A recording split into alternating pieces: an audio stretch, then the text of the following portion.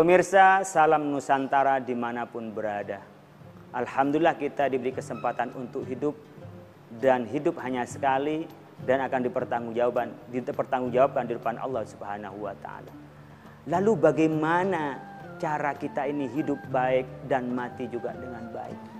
Sering pada saat khutbah Jum'ah kita mendengarkan khotib. Ya ayyuhalladzina amanu taqullaha haqqa tuqatih wa la tamutunna illa wa antum muslimun. Hai orang-orang yang beriman, ittaqullaha, takutlah kepada Allah, haqqa tuqatih, sebenar-benarnya takut. Haqqa jihadi, dengan sungguh-sungguh untuk takut. Apa itu takwa? Imtisalu awamiri wajtina bunawahi, adalah mengikuti perintah Allah dan menjauhi larangannya. Ini terasa mudah membicarakannya, terasa mudah menyampaikannya, tapi melakukannya agak sulit. Bahkan mungkin sulit untuk kita menjadi takwa, sebenarnya takwa. Coba kalau kita takwa dimaknai mata kita ini tak pernah maksiat. Masya Allah, kita di jalan raya aja sekali melihat yang maksiat, buka aurat. Coba kita dengan omongan kita dengan mudah merekam. Mungkin mudah kita juga menyampaikan tulisan di media sosial yang melukai perasaan teman kita nggak terasa.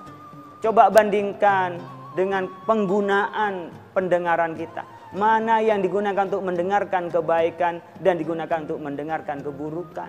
Mana yang mendengarkan sesuatu yang bermanfaat dan mendengarkan hanya sesuatu yang sifatnya santai-santai dan foya-foya saja. Coba bandingkan dari yang kita punya ini. Itulah takwa.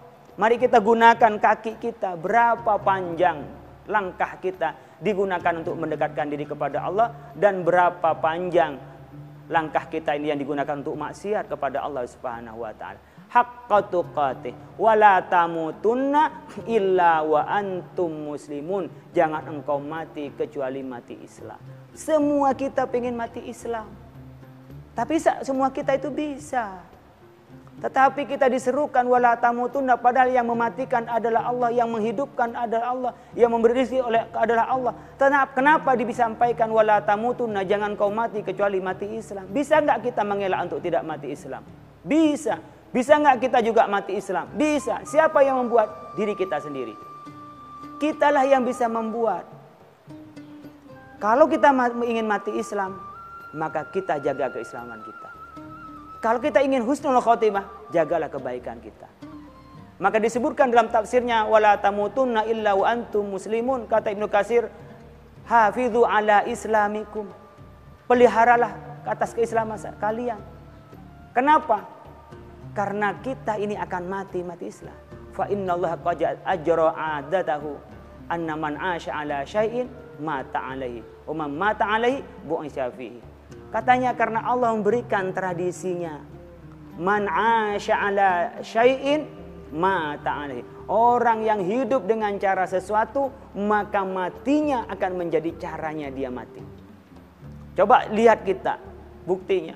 Orang yang profesinya itu mikir, profesinya menggunakan otak, maka serangan penyakitnya banyak melalui otak. Orang yang bekerja yang di luar seperti sopir, biasanya penyakitnya nggak jauh-jauh dari yang berkenaan dengan sopir. Masuk angin, berkenaan dengan mungkin ginjal, berkenaan dengan juga penyakit yang itu berkenaan dengan profesinya. Dan kita bisa melihat betapa banyak orang-orang preman matinya pada saat dia jadi preman. Betapa banyak orang-orang yang rajin sholat dan sembahyang matinya pada saat dia sujud. Kita bisa menyaksikan lagi ngisi pengajian. Pas ngisi pengajian, oleh Allah dipanggil, baru ayat kedua dan ketiga dia sudah tersungkur meninggal. Kita juga bisa melihat bagaimana orang sedang jingkrak-jingkrak. Bagaimana dia sedang berdansa. Allah panggil ajalnya saat berdansa. Orang yang sedang barangkali menjaga keamanan. Bahkan dia juga barangkali untuk memastikan dia adalah orang yang kuat menjaga keamanan. Tapi juga tak sedikit dia meninggal pada saat bentrokan soal keamanan itu. Maka cara hidup seseorang itu adalah memberikan cara matinya seseorang. Wala tamutunna illa wa antum muslimun. Jangan engkau mati kecuali mati Islam.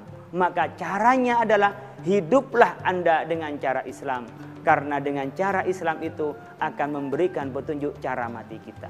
Jadi sebenarnya pola hidup kita, tingkah laku kita, cara kita ini adalah bagian dari tanda-tanda kematian kita. Miriplah dengan kita ketika melihat anak masih kecil, anak yang masih remaja. Ketika anak masih kecil, masih remaja, dia orangnya rajin, orangnya cekatan, orangnya baik, bahkan mempunyai jiwa kepemimpinan. Biasanya nggak begitu lama ia akan terlihat jiwa kepemimpinannya. Tak terlalu lama dia akan kelihatan tentang bagaimana kiprahnya. Sebagaimana Rasulullah Shallallahu Alaihi Wasallam sedari masih kecil itu udah ada tanda-tanda kenabiannya. Pada saat Bani Quraisy, pada saat para kabilah itu berantem, karena apa? Ingin meletakkan Hajar Aswad sebagai kemuliaan daripada para kabilah di Arab pada saat itu. Rasulullah ditunjuk sebagai penengah untuk apa? Untuk meletakkan Hajar Aswad itu. Bagaimana terbuktinya? Sedari dini sudah ketahui. Nabi Sulaiman alaihissalam mulai dari kecil sudah ketahuan ketika Nabi Daud alaihissalam memutuskan perkara tentang ternak atau kambing yang makan tanaman tetangganya. Lalu kambingnya disuruh berikan pada tetangganya. Nabi Sulaiman sudah memberi usulan bagaimana kalau kambingnya hanya dimanfaatkan oleh tetangganya, sementara tanaman itu dipulihkan kembali oleh orang yang punya kambing. Sehingga kambingnya tidak pindah kepemilikan dan tanamannya terus berjalan. Jadi mulai sedari dini kita sudah ketahuan arah kita dewasa jadi apa. Begitu juga pada saat hidup ini kita sudah tahu. Pada saat hidup ini adalah tanda-tanda dari kematian kita dan adalah jalan menuju akhirat kita. Di dunia baik, insya Allah akhirat baik. Di dunia selamat, insya Allah di akhirat juga selamat. Fit dunia hasanah wa fil akhirati hasanah.